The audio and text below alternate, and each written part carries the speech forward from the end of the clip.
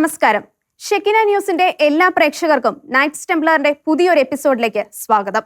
സാമൂഹിക മാധ്യമങ്ങളിലും മറ്റും ഉയരുന്ന ചില ചോദ്യങ്ങളും ആശയങ്ങളും വിശ്വാസികളുടെ ഇടയിൽ സംശയം ജനിപ്പിക്കാൻ ഉതകുന്നവയാണ്.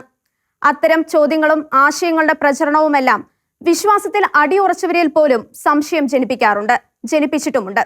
അത്തരമൊരു വിഷയത്തെക്കുറിച്ചാണ് നൈറ്റ്സ് ടെംപ്ലർ ഇന്ന് ചർച്ച ചെയ്യുന്നത്. ഈശോയുടെ ദൈവത്വത്തെക്കുറിച്ച് സാമൂഹിക മാധ്യമങ്ങളിലും മറ്റും ഉയർന്ന ചില ചോദ്യങ്ങളും സംശയങ്ങളുമാണ് നൈറ്റ്സ് ടെംപ്ലർ ഇന്ന് ചർച്ചയ്ക്കെടുക്കുന്നത്. സുവിശേഷത്തിന്റെയും കത്തോലിക്ക സഭയുടെ പഠനങ്ങളുടെയും അടിസ്ഥാനത്തിൽ ആ സംശയങ്ങൾക്കുള്ള ഉത്തരം നിങ്ങൾക്ക് നൽകാൻ സാധിക്കുമെന്ന് ഞങ്ങൾ പ്രതീക്ഷിക്കുന്നു. അതിനായി ഇന്ന് നൈറ്റ്സ് ടെംപ്ലറിൽ നമ്മളോടൊപ്പം ചേരുന്നത് ബ്രദർ സനീഷ് ജോർജ് ആണ്. ബ്രദർ, എത്രയും സ്നേഹത്തോടെ നൈറ്റ്സ് ടെംപ്ലറിലേക്ക് ബ്രദറിനെ ഞങ്ങൾ സ്വാഗതം ചെയ്യുകയാണ്. Welcome brother. പ്രേക്ഷകരിൽ നിന്നും ലഭിച്ച ചില സംശയങ്ങളാണ് നമ്മൾ ഇന്ന് ചർച്ചയ്ക്കെടുക്കുന്നത്. ബ്രദറിന് അതിന് വ്യക്തമായ ഉത്തരങ്ങൾ നൽകാൻ സാധിക്കുമെന്ന് ഞങ്ങൾ പ്രതീക്ഷിക്കുന്നു. ബ്രദർ, അതിലെ ആദ്യത്തെ ഒരു ചോദ്യം ഇതാണ്: യേശു ദൈവമാണെന്ന് യേശു പറഞ്ഞിട്ടില്ല, പിന്നെ എങ്ങനെ യേശു ദൈവമാണെന്ന് പറയും? ഇതാണ് നമുക്ക് കിട്ടിയിരിക്കുന്ന ഒരു സംശയം. ബ്രദറിന് ഇതിനെക്കുറിച്ച് എന്ത് വിശദീകരണമാണ് നൽകാനുള്ളത്? ആദ്യമേ ഈ ചോദ്യത്തിന് ഉത്തരം പറയാൻ ദൈവം തന്ന ഈ അവസരത്തിൽ ദൈവത്തിന് നന്ദി പറയുകയാണ്. യേശു ദൈവമാണെന്ന് ബൈബിളിൽ യേശു സ്പെസിഫിക് ആയിട്ട് ഒരു സ്റ്റേറ്റ്മെന്റ് ഇല്ല എന്നുള്ളൊരു വാദഗതി പൊതുവെ ഇങ്ങനെ നമ്മൾ സാമൂഹ്യ മാധ്യമങ്ങളിൽ കാണുന്നുണ്ടെങ്കിലും ഞാൻ തിരിച്ച് ഒന്ന് ചിന്തിക്കാൻ നിങ്ങളെ ഒന്ന് പ്രേരിപ്പിക്കുകയാണ്. യേശു ഒരിക്കലും പറഞ്ഞിട്ടില്ല ഞാൻ ദൈവമല്ല, എന്നെ ആരാധിക്കരുത് എന്നും. അങ്ങനെ ഒരു സ്റ്റേറ്റ്മെന്റ് ബൈബിളിൽ നമുക്ക് സ്പെസിഫിക് ആയിട്ട് കാണാൻ സാധിക്കത്തില്ല. എന്നാൽ യേശു ദൈവമാണെന്ന് പറയുന്ന 1000 സ്റ്റേറ്റ്മെന്റ് അല്ലെങ്കിൽ അനേക വചനങ്ങള് നമ്മൾ ബൈബിളിൽ കാണുന്നുണ്ട്. അപ്പോൾ അതിലൂടെ ഒക്കെ കടന്നു പോകുമ്പോൾ നമുക്ക് വ്യക്തതയോടുകൂടി മനസ്സിലാക്കും യേശു ക്രിസ്തുവിന്റെ ദൈവത്വം എന്താണോ. യേശു ദൈവമാണെന്ന് പ്രവാചകന്മാർ മുന്നേ പ്രവചിച്ചിരുന്നു. അപ്പോസ്തലന്മാർ അത് ഏറ്റുപറഞ്ഞു. യേശു തന്നെയും തന്റെ ഐഹിക ജീവിതകാലത്ത് വളരെ വ്യക്തതയോടുകൂടി തന്റെ ദൈവത്വത്തെ വെളിപ്പെടുത്തിയിട്ടുണ്ട്. ഏറ്റവും ആദ്യം തന്നെ നമുക്ക് യേശുവിന്റെ വചനങ്ങളിലൂടെ തന്നെ കടന്നു പോകാം. ഒന്നാമതായിട്ട് നമ്മൾ അതിനെക്കുറിച്ച് മനസ്സിലാക്കുമ്പോൾ, ഈ ഒരു ചോദ്യത്തെക്കുറിച്ച് ചിന്തിക്കുമ്പോൾ ഒന്നാമതായിട്ട് നമ്മുടെ ഉള്ളിലേക്ക് നമ്മൾ സ്വീകരിക്കേണ്ട ഒരു കാര്യം ഇതാണ്: യേശു ഈ ഭൂമുഖത്തേക്ക് കടന്നു വന്നത്, ഈ ലോകത്തിലേക്ക് കടന്നു വന്നത് തന്നെ പിതാവായ ദൈവം സ്നേഹമാണെന്ന് ഈ ലോകത്തിന് വെളിപ്പെടുത്താനാണ്. തന്റെ ദൗത്യ നിർവഹണത്തിന്റെ അതിന്റെ ഒരു പാരമ്യത്തിൽ എത്തിയപ്പോൾ ഈശോ യോഹന്നാന്റെ സുവിശേഷം 10-ാം അധ്യായം അതിന്റെ 30-ാമത്തെ തിരുവചനത്തിൽ ഇങ്ങനെ പറയുന്നുണ്ട്. ഈ പിതാവിനെ വെളിപ്പെടുത്താൻ വേണ്ടി ലോകത്തിലേക്ക് വന്ന ഈശോ പറയുകയാണ്, ഞാനും പിതാവും ഒന്നാണ്. ഞാനും പിതാവും ഒന്നാണ്. ഈ പിതാവായ ദൈവത്തെ ഈ ലോകത്തിലേക്ക് വെളിപ്പെടുത്താൻ വന്ന ഈശോ വളരെ വ്യക്തതയോടുകൂടി, സംശയത്തിന് യാതൊരു ഇടയുമില്ലാത്ത വിധത്തിലാണ് ഈശോ പറയുന്നത്, ഞാനും പിതാവും ഒന്നാണ്. യോഹന്നാന്റെ സുവിശേഷം 10-ാം അധ്യായം അതിന്റെ 31 മുതലുള്ള വചനങ്ങള്, തുടർന്നുള്ള വചനങ്ങൾ വായിക്കുമ്പോൾ എന്താണ് അതിന്റെ ഡെൻസിറ്റി, ഈശോ പറഞ്ഞതിന്റെ ആഴം എന്താണെന്ന് തുടർന്നുള്ള വചനങ്ങൾ നമുക്ക് മനസ്സിലാവും. കാരണം അത് കേട്ടപാടെ അവനെ കല്ലെറിയാൻ വേണ്ടി യഹൂദർ കല്ലുകൾ എടുത്തു. ഈശോ തിരിച്ചു ചോദിക്കുന്ന ഒരു ചോദ്യമുണ്ട്: എന്റെ പിതാവിൽ നിന്ന് കണ്ട ഞാൻ അനേക പ്രവൃത്തികൾ നിങ്ങളെ കാണിച്ചു, ഇതിലേത് പ്രവൃത്തി മൂലമാണ് നിങ്ങൾ എന്നെ കല്ലെറിയുന്നത്? അവര് പറയുകയാണ്, നിന്റെ പ്രവൃത്തികളൊക്കെ നല്ലതാണ്. പിതാവിൽ നിന്നുള്ള ഏതെങ്കിലും ഒരു നല്ല പ്രവൃത്തി അതുമൂലമല്ല ഞങ്ങൾ നിന്നെ കല്ലെറിയാൻ വേണ്ടി ഒരുങ്ങുന്നത്, മറിച്ച് നീ മനുഷ്യനായിരിക്കെ നിന്നെ തന്നെ ദൈവമാക്കുന്നു. അതായത് നമ്മുടെ പ്രശ്നം. യഹൂദര് അവനെ കല്ലെറിയാൻ വേണ്ടി കല്ലെടുത്തതിന് കാരണം അവൻ മനുഷ്യനായിരിക്കെ തന്നെ ദൈവമാക്കുന്നു എന്നുള്ളതാണ്. അപ്പൊ തന്റെ ദൈവത്വം വെളിപ്പെടുത്തി എന്നുള്ള ഒറ്റ കാരണത്തിലാണ് അവനെ അവിടെ യഹൂദര് കല്ലെറിയാൻ വേണ്ടി കല്ലുകൾ എടുക്കുന്നത്. അപ്പോൾ ഇങ്ങനെ പറയുകയാണ്, നീ മനുഷ്യനായിരിക്കെ നിന്നെ തന്നെ ദൈവമാക്കുന്നു എന്ന് പറയുമ്പോൾ ഈശോ ചോദിക്കുന്നു, അയ്യോ സോറി, നിങ്ങൾക്ക് അങ്ങനെ ഒരു ആശയക്കുഴപ്പം ഉണ്ടായോ? ഞാൻ അങ്ങനെയൊന്നും പറഞ്ഞില്ല, നിങ്ങൾ തെറ്റിദ്ധരിച്ചോ എന്നൊന്നും അല്ല ഈശോ പറയുന്നത്. യോഹന്നാൻ 10:34 ഈശോ പറയുന്നത്, നിങ്ങൾ ദൈവങ്ങളാണെന്ന് നിങ്ങളുടെ ഗ്രന്ഥത്തിൽ എഴുതപ്പെട്ടത് നിറവേറാതിരിക്കുവോ? സങ്കീർത്തന പുസ്തകം 82-ാം അധ്യായത്തിന്റെ 6-ാം വചനത്തിൽ എഴുതിയിരിക്കുകയാണ്, നിങ്ങൾ ദൈവങ്ങളാണ്, നിങ്ങൾ അത്യുന്നതന്റെ മക്കളാണ്, ദൈവത്തിന് ആരുടെ അടുക്കിലേക്ക് വന്നു അവരെ ദൈവങ്ങൾ എന്ന് വിളിച്ചു എന്ന് പറഞ്ഞുകൊണ്ട് ഇവിടെ ഈശോ ഊട്ടി ഉറപ്പിക്കുന്ന ഒരു കാര്യം തന്റെ ദൈവത്വമാണ്. അപ്പൊ വളരെ വ്യക്തതയോടുകൂടിയാണ് ഈശോ പറയുന്നത്, താനും പിതാവും ഒന്നാണ്. അത് ദൈവത്വമായിട്ടുള്ള തന്റെ ഇക്വാലിറ്റി കാണിക്കാൻ വേണ്ടി തന്നെയാണെന്നുള്ളത് ആ കോണ്ടക്സ്റ്റ് വായിക്കുന്ന ഏതൊരു വ്യക്തിക്കും മനസ്സിലാവുന്നതാണ്. അങ്ങനെ പറഞ്ഞെങ്കിലും അത് ഒരു ദൈവദൂഷണമായിട്ടാണ് യഹൂദർ അന്ന് എടുത്തത്. ഒരുപക്ഷെ അതേ ഒരു പശ്ചാത്തലം തന്നെയാണല്ലോ ഇന്നും നിലനിൽക്കുന്നത്. അതുകൊണ്ടാണല്ലോ ഇത്തരത്തിലുള്ള ചോദ്യങ്ങളും ഉയരുന്നത് ഈശോയുടെ ദൈവത്വത്തെ കുറിച്ച്. ഈശോയെ കുരിശിലേറ്റാൻ വേണ്ടി യഹൂദർ മുതിർന്നതിന്റെ പ്രധാന കാരണവും ഈ ഈശോ ദൈവദൂഷണം പറഞ്ഞു. അതായത് ഞാൻ ദൈവപുത്രനാണ് എന്ന് ഏറ്റു പറഞ്ഞത് അത് ദൈവദൂഷണമായിട്ടാണ് അവർ കരുതിയത്. ആ ഒരു പശ്ചാത്തലം തന്നെയാണല്ലോ ഇന്നും നിലനിൽക്കുന്നത്.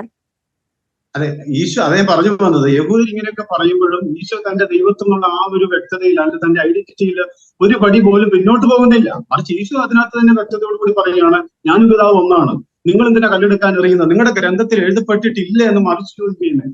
നിങ്ങൾ ദൈവങ്ങളാണ്, നിങ്ങളുടെ ഗ്രന്ഥത്തിൽ എഴുതപ്പെട്ടത് നിറവേറാതിരിക്കുമെന്ന് ചോദിക്കുന്നത്. വീണ്ടും നമ്മൾ സുവിശേഷത്തിൽ പരിശോധിച്ച് നോക്കിയാൽ യോഹന്നാന്റെ സുവിശേഷം 20-28 വചനം, അപ്പൊ അവിടെ തോമാസ് ലീഹ ഈശോയെ വിളിക്കുകയാണ്, എന്റെ കർത്താവേ, എന്റെ ദൈവമേ.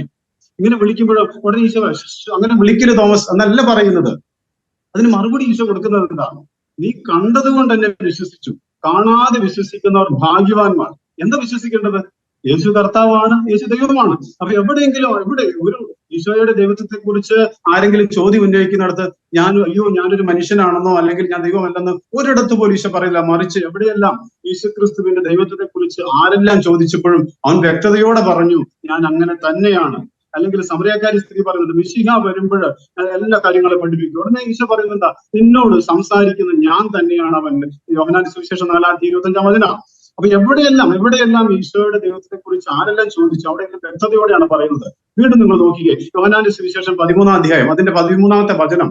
ഇവിടെ ഇങ്ങനെ ഈശോ പറയുന്നത്, നിങ്ങൾ എന്നെ ഗുരുവെന്നും കർത്താവെന്നും വിളിക്കുന്നു, ഞാൻ അപ്രകാരമാണ് താനും. അല്ലാതെ ഒരിക്കൽ പോലും അങ്ങനെ വിളിക്കരുതെന്നല്ല ഈശോ പറയുന്നത്. എവിടെയെല്ലാം ഈശോയെ ദൈവത്വത്തെ അംഗീകരിച്ച് അവര് ഏറ്റു പറഞ്ഞിട്ടുണ്ട്, അതിനെല്ലാം അംഗീകരിക്കുകയാണ് ഈശോ ചെയ്തത്. അതിനെക്കുറിച്ച് ഒരു വാദഗതി ഉന്നയിക്കുമ്പോൾ ഈശോ ഒരടി പോലും പിന്നോട്ട് പോകാതെ തന്റെ ദൈവത്വത്തിൽ ഉറച്ചു നിന്നുകൊണ്ടാണ് ബാക്കി എല്ലാ കാര്യങ്ങളും ചെയ്തത്. ഇവിടെ വെളിപാട് പുസ്തകത്തിലേക്ക് വരുമ്പോൾ അതിന്റെ 1:18 പറയാണ്, ഞാൻ ആൽഫയും ഒമേഗയുമാണ്. ഇതൊരു മനുഷ്യന് പറയാൻ പറ്റുമോ? ഞാനാണ് ആദ്യം അന്തവും എന്ന് പറയാൻ ഒരു മനുഷ്യന് സാധിക്കത്തില്ല. തന്റെ ദൈവത്വത്തെ എപ്പോഴും ഈശോ വെളിപ്പെടുത്തിയിരുന്നു. അതിനുവേണ്ടി ഈശോ തന്നെ വെളിപ്പെടുത്താൻ വേണ്ടി തന്നെയാണ്, അല്ലെങ്കിൽ പിതാവായ ദൈവത്തെ വെളിപ്പെടുത്താൻ വേണ്ടിയാണ് ഈ ഭൂമിയിലേക്ക് വന്നത്. അതിനോട് ചേർത്ത് വെച്ചുകൊണ്ട് തന്റെ തന്നെ ഐഡന്റിറ്റി എപ്പോഴും ഈശോ വെളിപ്പെടുത്തുന്നുണ്ട്. യോഹന്നാന്റെ സുവിശേഷം 14:1 വചനം, നിങ്ങളുടെ ഹൃദയം അസ്വസ്ഥമാകേണ്ട, ദൈവത്തിൽ വിശ്വസിക്കുവിൻ. ആ കൂടെ ചേർത്ത് തന്നെ വെക്കുകയാണ്, എന്നിലും വിശ്വസിക്കുവിൻ. അപ്പൊ ദൈവത്തോടെ തന്റെ സമാനത ഒരിക്കൽ പോലും ഈശോ എന്താ പറയാ അതിനെ അവഗണിച്ചുകൊണ്ടല്ല മുന്നോട്ട് പോകുന്നത്. എവിടെയെല്ലാം ഈശോ പറയുന്നുണ്ട്, അവിടെയെല്ലാം ഈശോ വ്യക്തതയോടെ പറയുന്നത്. വീണ്ടും നമ്മൾ മത്തായിയുടെ സുവിശേഷം 12 അധ്യായം അതിന്റെ 8 വചനം, ഇവിടെ ഈശോ പറയാണ്, സാപത്തിനെ കുറിച്ചുള്ള തർക്കമാണ് അതിന്റെ ഹെഡിങ് എന്ന് പറയുന്നത്. അതിനെക്കുറിച്ച് ഇങ്ങനെ വരുമ്പോൾ യഹൂദർ ഇതിനെ കുറിച്ചൊക്കെ തർക്കിക്കും. ഈശോ പറയുന്നത് എന്താ? മനുഷ്യപുത്രൻ സാപത്തിന്റെയും കർത്താവാണ്. ഇത് പറയുമ്പോൾ അങ്ങനെ യഹൂദരോട് പറയുമ്പോൾ പറഞ്ഞാൽ അതിന്റെ കോണ്ടെക്സ്റ്റ് നമ്മൾ മനസ്സിലാക്കിയിരിക്കണം. കാരണം യഹൂദനെ സംബന്ധിച്ച സാപത്ത് എന്ന് പറയുന്നത് it is fully dedicated to God. യഹോവയായ ദൈവത്തിന് വേണ്ടി പൂർണ്ണമായി സമർപ്പിക്കപ്പെട്ട സാപത്തിനെ കുറിച്ച് ഈശോ പറയുന്ന കമന്റ് എന്താണ്? മനുഷ്യപുത്രൻ സാപത്തിന്റെ കർത്താവാണ്, നിനക്ക് സാപത്തിൽ നന്മ ചെയ്യാം എന്ന് പറഞ്ഞുകൊണ്ട് ഈശോ തന്റെ കർത്തൃത്വം ദൈവത്വം എപ്പോഴും വെളിപ്പെടുത്തിയിരുന്നു. ഈശോ ഒരിടത്ത് പോലും യോഹന്നാന്റെ സുവിശേഷത്തിലെ 13 അധ്യായത്തില് താൻ കർത്താവാണെന്ന് പറയുന്നു. വീണ്ടും മത്തായിയുടെ സുവിശേഷത്തിൽ 12-8 വചനത്തിൽ പറയുന്നു. അങ്ങനെ എവിടെയെല്ലാം ഉണ്ടോ? വെളിപാടിൽ പറയുന്നു, യോഹന്നാന്റെ സുവിശേഷത്തിൽ പറയുന്നു. ഇതൊക്കെ ഈശോ നേരിട്ട് പറയുന്ന കാര്യങ്ങളാണ്. ഈശോ നേരിട്ട് ചെയ്ത പ്രവൃത്തികളും ഇതിനെ തന്നെ സൂചിപ്പിക്കുന്നു. ലൂക്കായുടെ സുവിശേഷം 5:19 അവൻ ആ തളർവാദ രോഗിയോട് അവൻ എടുത്തുകൊണ്ട് വന്നവരുടെ വിശ്വാസം കണ്ടിട്ട് പറയാം, മകനെ നിന്റെ പാപങ്ങൾ ക്ഷമിക്കപ്പെട്ടിരിക്കുന്നു. അപ്പൊ അവിടെ കൂടിയിരുന്നവർ പരസ്പരം പറയുകയാണ്, ഇവൻ എന്താ ഈ പറയുന്നത്? ദൈവദോഷമല്ലേ പറയുന്നത്? ദൈവത്തിനല്ലാതെ ആർക്കാണ് പാപം ക്ഷമിക്കാൻ സാധിക്കുക? അപ്പൊ പാപങ്ങൾ ക്ഷമിച്ചുകൊണ്ട് ഈശോ തന്റെ ദൈവത്വമാണ് വെളിപ്പെടുത്തുന്നത്. എന്നിട്ട് പറഞ്ഞു, ഏതാണ് എളുപ്പം? മകനെ നിന്റെ പാപങ്ങൾ ക്ഷമിക്കപ്പെട്ടിരിക്കുന്നു പറയുന്നതോ അതോ നിന്റെ കിടക്കി വിടുന്ന് നടക്കാന്ന് പറയുന്നതോ? ഭൂമിയിൽ പാപങ്ങൾ മോചിക്കാൻ മനുഷ്യപുത്രന് അധികാരമുണ്ടെന്ന് നിങ്ങൾ അറിയേണ്ടതിന് അവൻ ആ മനുഷ്യനോട് പറഞ്ഞു, നിന്റെ കിടക്കെടുത്ത് അടക്കുക. അവൻ എഴുന്നേറ്റ് നടന്നു. അപ്പോൾ ഇവിടെ എല്ലാം ഈശോ ഒരിക്കൽ പോലും തന്റെ ദൈവത്വത്തെ നിഷേധിച്ചിട്ടില്ല. വീണ്ടും യോഹന്നാന്റെ സുവിശേഷത്തിലേക്ക് വരുമ്പോൾ 8 അധ്യായം 24 വചനം അവിടെ പറയുന്നത് എന്താ? ഞാൻ തന്നെ എന്ന് നിങ്ങൾ വിശ്വസിക്കുന്നില്ലെങ്കിൽ നിങ്ങളുടെ പാപങ്ങൾ മരിക്കും. നമ്മൾ പെട്ടെന്ന് ഇത് കേൾക്കുമ്പോൾ നമുക്ക് പ്രത്യേകിച്ച് ഒന്നും തോന്നില്ലെങ്കിലും യഥാർത്ഥത്തിൽ ഈശോ എന്താ അവിടെ പറഞ്ഞത്? ഇത് പറഞ്ഞത് പുറപ്പാട് പുസ്തകത്തില് മോശയ്ക്ക് ദൈവം തന്നെ വെളിപ്പെടുത്തി അതേ വാക്കുകൾ ഉച്ചരിച്ചാണ്. പുറപ്പാടിന്റെ പുസ്തകം 3:14 വചനത്തില് മോശ ചോദിക്കുന്നുണ്ട്, ദൈവമേ അങ്ങയുടെ പേരെന്താ? അപ്പൊ യഹോവയായ ദൈവം പറയുന്നത് എന്താ? ഞാൻ തന്നെ, ഞാൻ ആകുന്നവനാകുന്നു. ഇത് തന്നെ ഇതേ കാര്യമാണ് യോഹന്നാന്റെ സുവിശേഷം 8 അധ്യായത്തിൽ ഈശോ എടുത്ത് കോട്ട് ചെയ്തത്. ഞാൻ തന്നെ എന്ന് നിങ്ങൾ വിശ്വസിക്കുന്നത്, ഞാൻ ദൈവമാണെന്ന് വിശ്വസിക്കുന്നില്ലെങ്കിൽ നിങ്ങൾ നിങ്ങളുടെ പാപങ്ങളിൽ മരിക്കും. എവിടെയാ ഈശോ അങ്ങനെ? അപ്പൊ ഈശോ തന്റെ ദൈവത്വത്തെ തള്ളി പറഞ്ഞുകൊണ്ട് എവിടെയാ പറഞ്ഞിട്ടുള്ളത്? ബൈബിൾ വായിക്കുന്ന ഒരു വ്യക്തിക്കും യേശുക്രിസ്തുവിന്റെ ദൈവത്വത്തെ കുറിച്ച് യാതൊരു സംശയം ഉണ്ടാവില്ല. ഞാൻ പറഞ്ഞു, പ്രവാചകന്മാർ ഇത് പറഞ്ഞു. യെശയ്യായുടെ പുസ്തകം 9 അധ്യായം അതിന്റെ 5-6 വചനങ്ങള് ഇവിടെ പറയാണ്, ഇതാ നമുക്കൊരു ശിശു ജനിച്ചിരിക്കുന്നു, നമുക്കൊരു പുത്രൻ നൽകപ്പെട്ടിരിക്കുന്നു, വിസ്മയനായ ഉപദേഷ്ടാവ്, ശക്തനായ ദൈവം എന്നവൻ വിളിക്കപ്പെടും. അപ്പോൾ എവിടെയെല്ലാം പ്രവാചകന്മാർ പറഞ്ഞു അവിടെയെല്ലാം യേശുക്രിസ്തു ദൈവത്തെ കുറിച്ച് വളരെ വ്യക്തതയോടെ പറയുന്നു. സങ്കീർത്തനത്തിൽ പറയുന്നുണ്ട്, കർത്താവ് എന്റെ കർത്താവിനോട് അരുളി ചെയ്തു, കർത്താവെന്ന് വിളിക്കുന്നത്. അപ്പൊ എവിടെയെല്ലാം ഇത് പറയുന്നുണ്ട്, പഴയ നിയമത്തിലാവട്ടെ പുതിയ നിയമത്തിലാവട്ടെ. അപ്പസ്തോലന്മാർ ഇത് വളരെ വ്യക്തതയോടുകൂടി ഏറ്റു പറഞ്ഞവരാണ്. റോമാലേഖനം 9-5 എന്താ പറയുന്നത്? യേശുക്രിസ്തു സർവാധിപതിയായ ദൈവവും എന്നേക്കും വാഴ്ത്തപ്പെട്ടവനുമാണ്. അപ്പൊ നമുക്ക് എവിടെ ഇതിനകത്ത് ഒരു സംശയത്തിന്റെ ഇടവരുന്നത് എനിക്ക് മനസ്സിലാകുന്നില്ല. ദൈവവചനത്തിലുള്ള ഒരു ആഴക്കുറവ് അല്ലെങ്കിൽ ബോധ്യക്കുറവ് മാത്രമാണ് ഇതിന് കാരണം. എന്താ പറയാ, പ്രാർത്ഥനയോടെ ബൈബിൾ വായിക്കുന്ന, ഉൽപ്പത്തി മുതൽ വെളിപാട് വരെ വായിക്കുന്ന ഏതൊരു വ്യക്തിക്കും യേശുക്രിസ്തുവിന്റെ ദൈവത്വത്തിന്റെ ആ വലിയ മഹനീയത തിരിച്ചറിയുവാൻ തെല്ലും ശങ്കിക്കേണ്ടി വരികയില്ല. ഞാൻ പറഞ്ഞു, ഉൽപ്പത്തിയിൽ തൊട്ടുള്ള ഈ ഒരു കാര്യങ്ങൾ നമ്മൾ പഠിച്ചു വരുമ്പോൾ ഇവരെല്ലാം എവിടെയെല്ലാം യേശുക്രിസ്തുവിനെ കുറിച്ച് പറയുമ്പോൾ ദൈവത്തെ കുറിച്ച് വളരെ വ്യക്തതയോടുകൂടിയാണ് പറയുന്നത്. ശരിയാണ് ബ്രദർ പറഞ്ഞത്. സുവിശേഷത്തിന്റെ അടിസ്ഥാനത്തിൽ നോക്കുകയാണെങ്കിൽ ഈശോയുടെ ദൈവത്വത്തെ കുറിച്ച് ഒരുപാട് സ്ഥലങ്ങളിൽ പറയുന്നതായിട്ട് നമുക്ക് കാണാൻ സാധിക്കുന്നുണ്ട്. അതാണ് ബ്രദർ ഇത്രയും നേരം പറഞ്ഞിരുന്നത്. അതുകൊണ്ട് ഈശോ ദൈവമല്ല എന്ന് എവിടെയും പറഞ്ഞിട്ടില്ല എന്ന് തന്നെ നമുക്ക് സ്ഥാപിക്കാൻ സാധിക്കും. വളരെ നന്ദി ബ്രദർ. അടുത്തൊരു ചോദ്യം എന്ന് പറയുന്നത്, ഈശോയുടെ ദൈവത്വത്തെ കുറിച്ച് നമ്മളിപ്പോ സംസാരിച്ചു, അത് വളരെ ക്ലിയർ ആയിട്ടുള്ള ഒരു കാര്യമാണ്. ബ്രദറിന് സുവിശേഷത്തിന്റെ അടിസ്ഥാനത്തിൽ അത് സ്ഥാപിക്കാനും സാധിച്ചിട്ടുണ്ട്. അടുത്തൊരു കാര്യം എന്ന് പറയുന്നത്, ഈശോ ഒരേ സമയം പൂർണ്ണ മനുഷ്യനും പൂർണ്ണ ദൈവവുമാണ് എന്ന് പറയുന്നുണ്ട്. അപ്പൊ എങ്ങനെയാണ് ഒരു സ്ത്രീയിൽ നിന്ന് ജനിച്ച ഒരു മനുഷ്യൻ ഒരേ സമയവും ദൈവവും മനുഷ്യനുമാകുന്നത്? അതാണ് മറ്റൊരു ചോദ്യം. സാമൂഹിക മാധ്യമങ്ങളിലും മറ്റുമായിട്ട് ഈ ഇടക്കാലത്ത് കുറെ നാളുകളായിട്ട് ഉയർന്നു വരുന്ന മറ്റൊരു ചോദ്യം ഇതാണ്. ഇതിന് എന്താണ് ബ്രദറിന് ഒരു വിശദീകരണം നൽകാൻ സാധിക്കുന്നത്? യേശു പുത്രനായ ദൈവം നമ്മൾ വിളിക്കുമ്പോൾ, ത്രിത്വത്തിലെ രണ്ടാമനെന്ന് വിളിക്കുമ്പോൾ, ഇതിനെക്കുറിച്ച് യോഹന്നാന്റെ സുവിശേഷം 1-ാം വളരെ വ്യക്തതയോടെ പറയുന്നുണ്ട്. ആദ്യം വചനം ഉണ്ടായിരുന്നു, വചനം ദൈവത്തോടു കൂടിയായിരുന്നു, വചനം ദൈവമായിരുന്നു.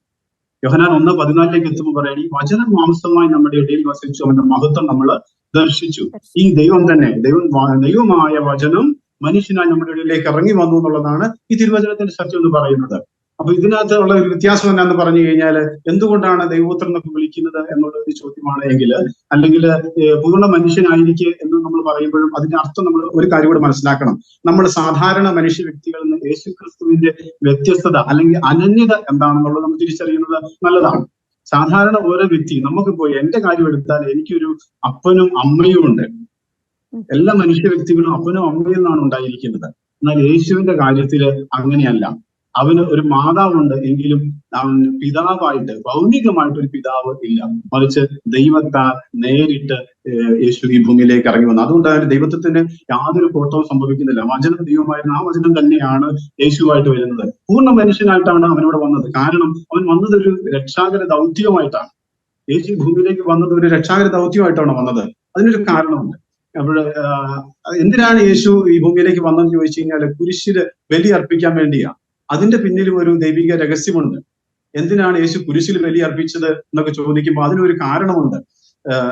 ദൈവത്തിനല്ലാതെ മനുഷ്യവംശത്തെ രക്ഷിക്കാൻ പറ്റില്ല എന്ന് ചോദിച്ചാൽ അതിനൊക്കെ വ്യക്തമായ ദൈവം സർവശക്തനാണ്. അതെ, ആ ഒരു ചോദ്യവും ഈ ഇടയിൽ വളരെ വലുതായിട്ട് വരാറുണ്ട്. അതായത് ദൈവത്തിന്റെ പുത്രനെ നൽകിക്കൊണ്ട് മാത്രമേ ലോകത്തെ രക്ഷിക്കാൻ ദൈവം എന്ന നിലയ്ക്ക് ദൈവത്തിന് സാധിക്കുമായിരുന്നുള്ളോ എന്നൊരു ചോദ്യം വളരെ പ്രസക്തമാണ്.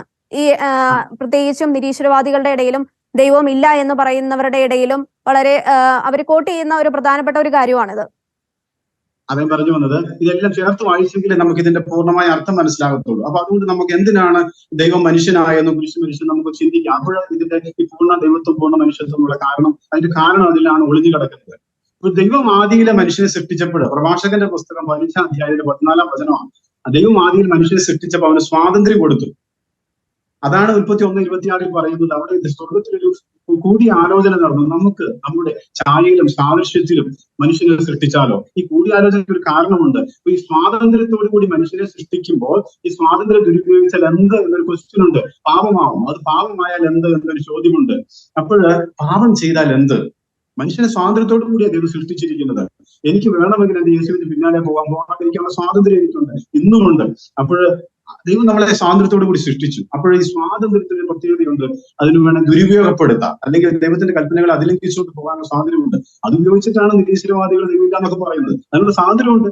അത്ര സ്വാതന്ത്ര്യത്തോടു കൂടിയാണ് ദൈവമാണ് എല്ലാവരുടെയും പിതാവ്, എല്ലാവരും സൃഷ്ടിച്ചത് ഈ ദൈവമാണ്. പക്ഷേ ആ സ്വാതന്ത്ര്യം ഉപയോഗിച്ചിട്ടാണ് അവർ പറയുന്നത് ദൈവമില്ല എന്നൊക്കെ. അപ്പോൾ ഇങ്ങനെ ഒരു സ്വാതന്ത്ര്യത്തോട് കടന്നു വരുമ്പോൾ പാപമാവും. പാപത്തിന് എന്ത് പ്രായശ്ചിത്തം അല്ലെങ്കിൽ എങ്ങനെ പാപം പരിഹരിക്കപ്പെടുമെന്ന് അനാദിയിൽ ഒരു നിശ്ചയം ആവശ്യമുണ്ടായിരുന്നു. എബ്രായ ലേഖനം 9-ാം അധ്യായം 22-ാമത്തെ വചനമാണ്. രക്തം ചിന്താതെ പാപമോചനം ഇല്ല.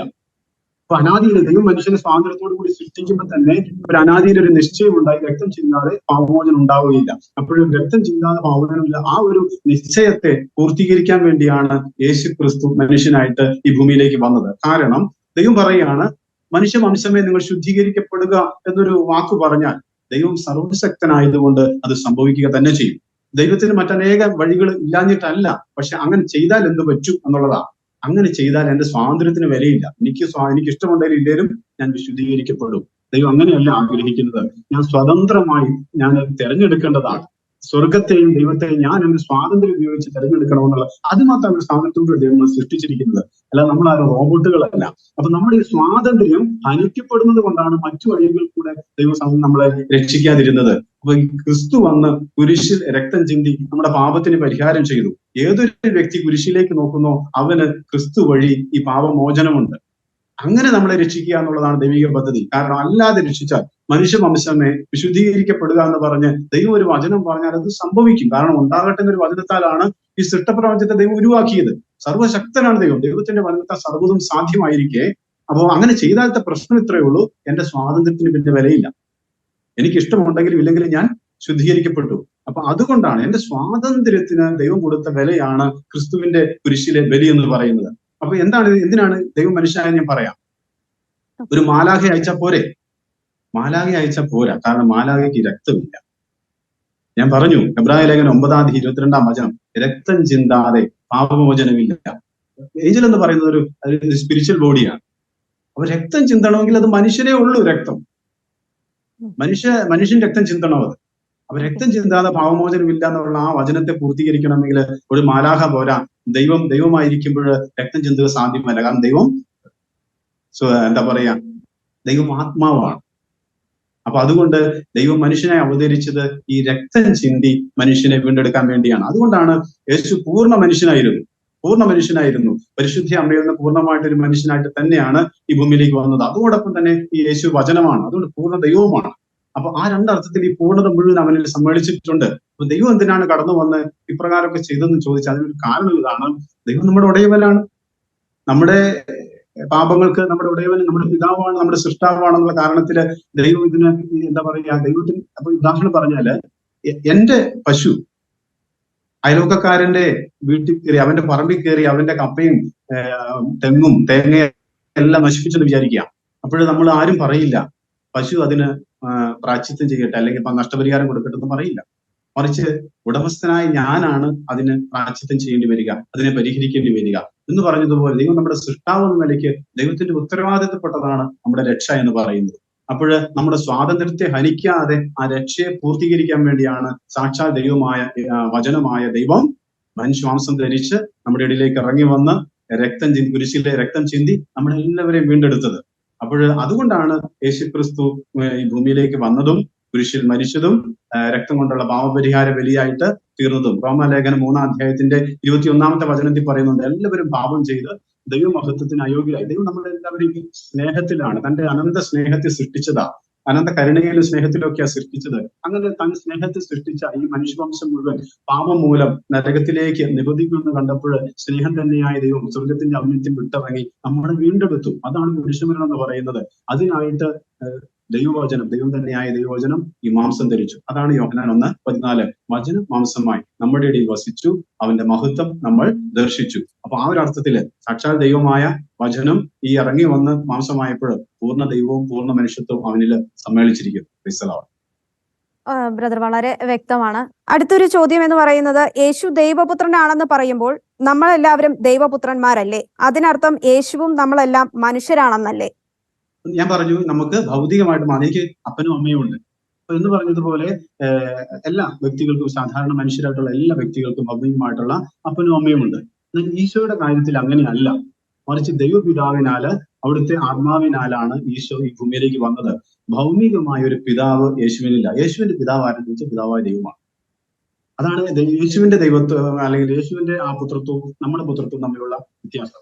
യോഹന്നാന്റെ സുവിശേഷത്തിൽ 1-ാം അധ്യായത്തിന്റെ 12-ാമത്തെ വചനത്തിൽ ഇങ്ങനെയാ പറയുന്നത്, അവൻ വിശ്വസിക്കുന്നവർക്ക്, തന്നെ വിശ്വസിച്ചവർക്കെല്ലാം, തന്നെ സ്വീകരിച്ചവർക്കെല്ലാം അവൻ ദൈവമക്കളാകാൻ കഴിവ് നൽകി. യേശു ക്രിസ്തു വഴി നമ്മൾ ദൈവമക്കളുടെ സാന്നിധ്യത്തിലേക്ക്, ആ ഒരു അഭിനയത്തിലേക്ക് ഉയർത്തപ്പെടുകയാണ് ചെയ്യുന്നത്. ഞാൻ ഇതിനു മുമ്പ് ഒരു 12 വർഷം അബുദാബിയിൽ വർക്ക് ചെയ്ത ഒരാളാണ്, UAE വർക്ക് ചെയ്ത ഒരാളാണ്. ആ സമയത്ത് എന്റെ 3 മക്കളുണ്ടായത് UAE വെച്ചിട്ടാണ്. പക്ഷെ അവരാരും UAE സിറ്റിസൺസ് അല്ല. കാരണം എന്താ, അവിടുത്തെ ഒരു ലോക്കൽ ആയിട്ടുള്ള പേരൻസിന് ഉണ്ടാകുന്നവരാണ് അവിടുത്തെ സിറ്റിസൺ എന്ന് പറയുക. അപ്പൊ എനിക്ക് ആ സിറ്റിസൺഷിപ്പ് ഇല്ല, അല്ല എന്റെ മക്കൾക്കില്ല. കാരണം അവരവിടെ ഉണ്ടായെങ്കിൽ പോലും അവർക്ക് ആ സിറ്റിസൺഷിപ്പ് ഇല്ല. എന്നാൽ ഒരു UAE-കാരൻ ഒരു ഇന്ത്യക്കാരിയെ വിവാഹം കഴിച്ചിട്ട് അവർക്കൊരു മക്കളുണ്ടായാൽ അവർക്ക് ആ UAE സിറ്റിസൺഷിപ്പ് ലഭിക്കും. എന്ന് പറഞ്ഞതുപോലെ ക്രിസ്തുവിനെ സ്വീകരിക്കുന്ന ഒരു വ്യക്തിക്കാണ് ദൈവമക്കളുടെ ഔന്നത്യം കിട്ടുന്നത്. അതാണ് പറഞ്ഞത്, തന്നെ സ്വീകരിച്ചവർക്കെല്ലാം, തന്നിൽ വിശ്വസിക്കുന്നവർക്കെല്ലാം അവൻ ദൈവമക്കളാകാനുള്ള കഴിവ് നൽകി. അപ്പൊ ക്രിസ്തു വഴിയാണ് നമ്മൾ ഈ ദൈവമക്കളുടെ ഔന്നത്യത്തിലേക്ക് ഉയർത്തപ്പെടുന്നത്.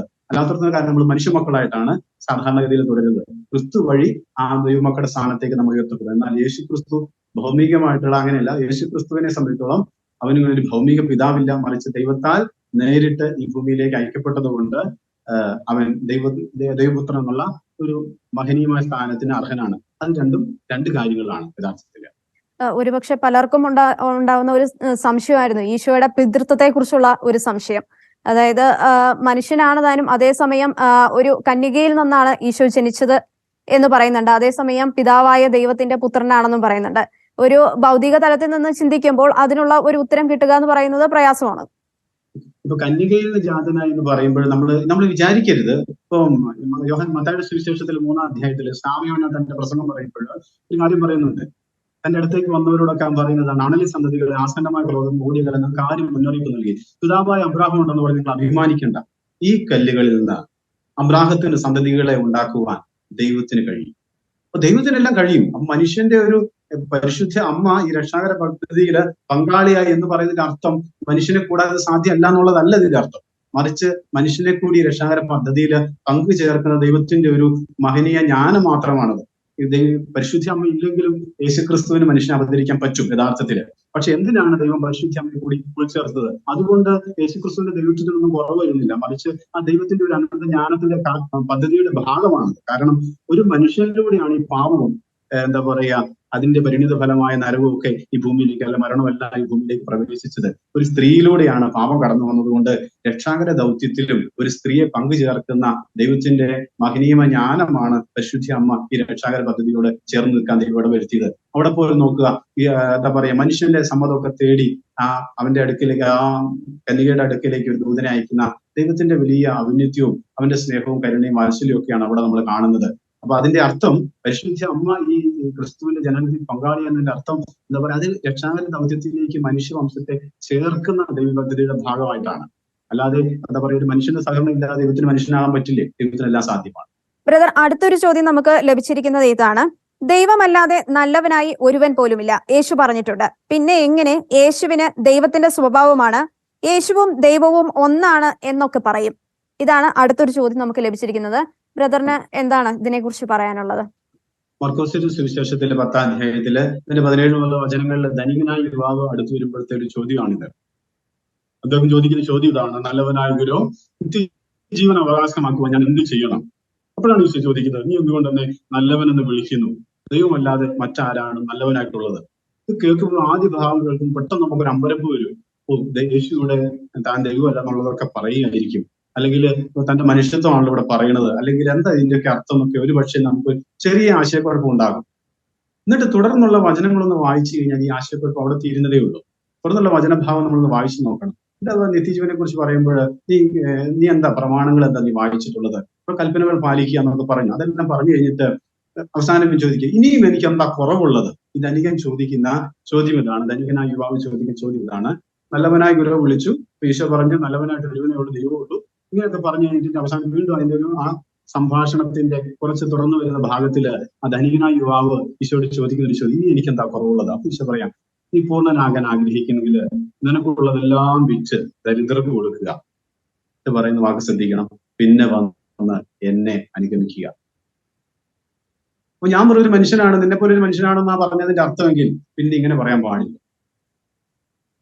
ദൈവത്വത്തെ, അതായത് യേശു ക്രിസ്തുവിന്റെ ദൈവത്വത്തെ അവിടെ വെളിപ്പെടുത്താൻ വേണ്ടിയാണ് ഈശോ അങ്ങനെ ഒരു കാര്യം പറഞ്ഞത്. നീ എന്നെ നല്ലവനായ ഗുരു എന്നാണ് കാണുന്നത്, പക്ഷെ ദൈവം അല്ലേ നല്ലവനുള്ളൂ എന്ന് പറഞ്ഞാൽ ഈശോ പറയുന്നതിന്റെ അർത്ഥം എന്താ?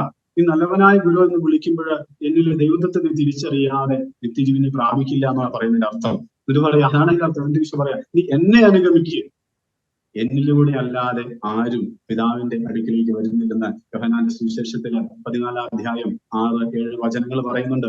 വഴിയും സത്യവും ജീവനും ഞാനാണ്, എന്നിലൂടെ അല്ലാതെ ആരും പിതാവിന്റെ അടുക്കിലേക്ക് വരുന്നില്ല. അതിവിടെ ഈശോ മറ്റൊരു രീതിയിൽ ഈ ധനികനായ യുവാവിനോട് പറയുക, നിനക്ക് പൂർണ്ണനാകാൻ ആഗ്രഹം ഉണ്ടെങ്കിൽ നിനക്കുള്ളതെല്ലാം വിറ്റ് ദരിദ്രർക്ക് കൊടുക്ക്, എന്നിട്ട് വന്നിട്ട് നീ എന്ത് ചെയ്യണം? എന്നെ അനുഗമിക്കണം. അപ്പൊ ഞാൻ നല്ലവനായി ഒരുവനേ ഉള്ളൂ, അപ്പൊ ഞാൻ നല്ലവനാ അല്ല എന്ന ആ വാക്കിന്റെ അർത്ഥമെങ്കിൽ പിന്നെ എന്നെ അനുഗമിക്കണം എന്ന് പറയാൻ ആ വാക്കിന് എന്താണ് അർത്ഥം? അതിന്റെ അർത്ഥം അവിടെയല്ല, മറിച്ച് നല്ലവനാ ഒരുവനേ ഉള്ളൂ എന്ന് പറയുമ്പോൾ നീ എന്നെ നല്ലവനെന്ന് വിളിക്കുമ്പോൾ നീ എന്നെ ദൈവതുല്യനായി കാണുന്നുണ്ടോ? യഥാർത്ഥത്തിൽ എന്റെ ദൈവികത നീ തിരിച്ചറിയുന്നുണ്ടോ? എന്നിലൂടെ അല്ലാതെ സ്വർഗത്തിൽ പോകില്ല എന്നുള്ള ആ ഒരു വലിയ ആത്മീയ രഹസ്യം നീ അറിയുന്നുണ്ടോ? അതല്ലാതെ മറ്റൊരു വഴിയില്ല, എന്നെ അനുഗമിക്കാതെ നീ സ്വർഗത്തിൽ എത്തില്ല എന്ന് ഈശോ ആ വ്യക്തിയോട് പറഞ്ഞു കൊടുക്കുകയാണ് ചെയ്യുന്നത്. അപ്പൊ അവിടുത്തെ ആ ഒരു നല്ലവനായ ദൈവം മാത്രമേ ഉള്ളൂ എന്ന് പറയുന്നതിന്റെ അർത്ഥം തന്റെ ദൈവത്വത്തിലേക്ക് ഒരു വിരൽ ചൂണ്ടുകയാണ് ഈശോ ചെയ്യുന്നത്. ഓക്കെ ബ്രദർ, വളരെ വ്യക്തമാണ്. ബ്രദർ, ഈശോയുടെ ദൈവത്വത്തെ കുറിച്ച് ചോദിച്ച സംശയങ്ങൾക്ക് ബ്രദറിന് കൃത്യവും ലളിതവുമായ ഉത്തരങ്ങൾ നൽകാൻ സാധിച്ചിട്ടുണ്ട്. ഇത് പ്രേക്ഷകർക്ക് വളരെ ഉപകാരപ്പെട്ടിട്ടുണ്ടാവും എന്ന് തന്നെയാണ് വിശ്വസിക്കുന്നത്.